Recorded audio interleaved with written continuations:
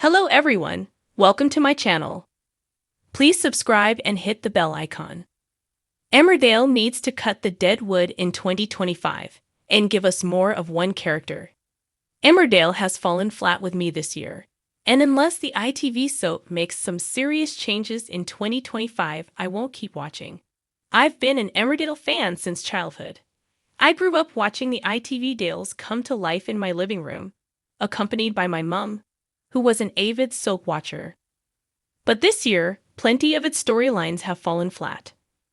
While we've had the emotional heights of Belle Dingle's abuse storyline, and Tom King finally getting what was coming to him, and the long-awaited return of Ross Barton, we've also had plenty of May moments in 2024. I've been an Emmerdale fan since childhood. I grew up watching the ITV Dales come to life in my living room, accompanied by my mum, who was an avid soap watcher. But this year, plenty of its storylines have fallen flat. While we've had the emotional heights of Belle Dingle's abuse storyline, and Tom King finally getting what was coming to him, and the long-awaited return of Ross Barton, we've also had plenty of May moments in 2024. Take Ella, for example.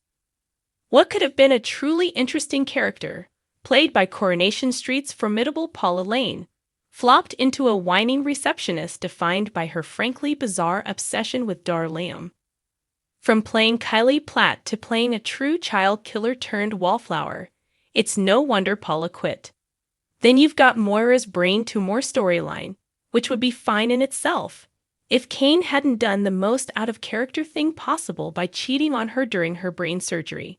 I can't even watch scenes with Will and Kim in without rolling my eyes, so much I'm worried they'll detach from their sockets. Will is the most annoying character I've ever had the displeasure of watching on screen, bar none. When he was killed off, on Christmas Day, I'd breathed a sigh of relief.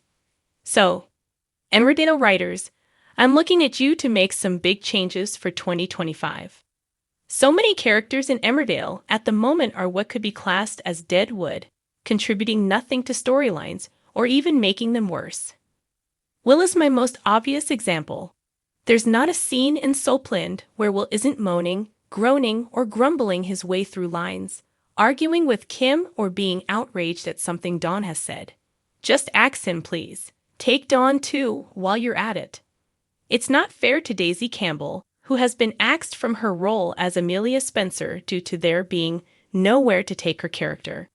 When people like Will, Dawn, Billy, and Chase are allowed to repeat their same old mistakes over and over again, year after year. A short list of who I want to see the back of next year. Perhaps serial killer Mina could stage a prison break and kill them all off. Will, Bear, Gabby, Jai, Nicola, Jimmy, and Kim. There, I said it. I'm worried that Will isn't really dead, but faking it, like plenty of other fans out there have theorized.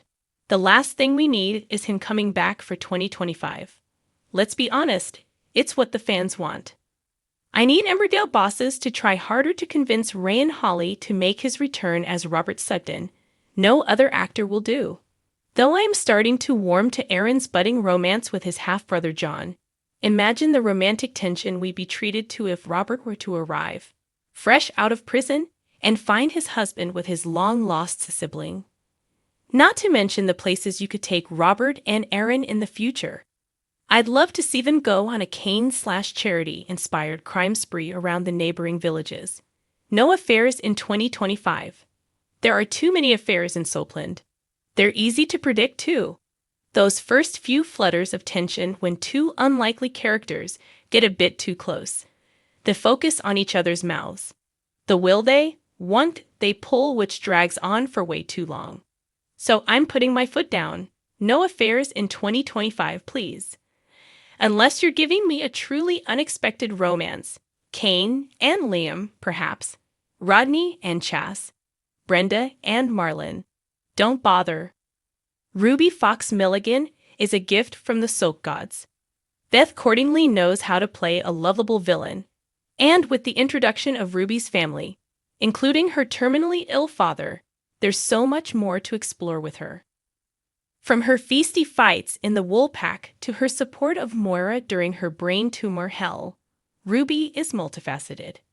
She's a strong woman. She knows what she wants and doesn't stand for any rubbish.